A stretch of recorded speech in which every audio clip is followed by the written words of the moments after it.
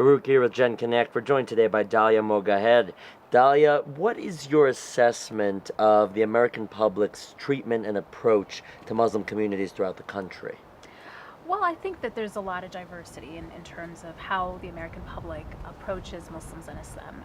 There was one poll that showed that Americans themselves believe that Muslims are the most discriminated against group in America, which was really astounding. I mean, more than African Americans, homosexuals, really anyone, women.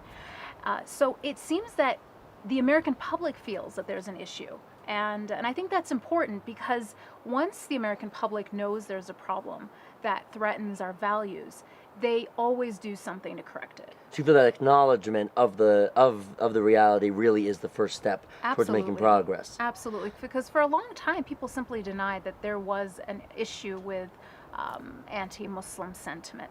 And I agree that America is far ahead of our European counterparts when it comes to accepting all kinds of different backgrounds into our beautiful mosaic.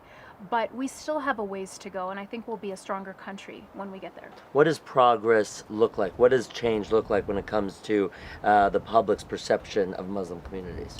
I think it just means for us as a country to grow to include all its members, for us to, like corporations say, bring your whole self to work, and that's how you can be really productive.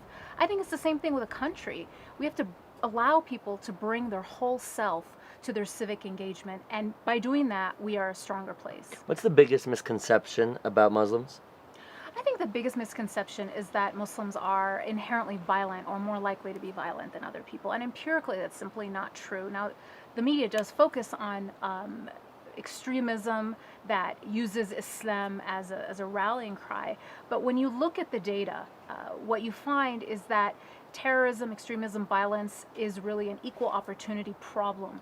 And what's more, Muslims in general, when the vast majority reject violence, of course, just like anyone else. But even those who say they sympathize with it, say they do for political reasons, not for religious reasons. Dalia, thank you so much. Thank you.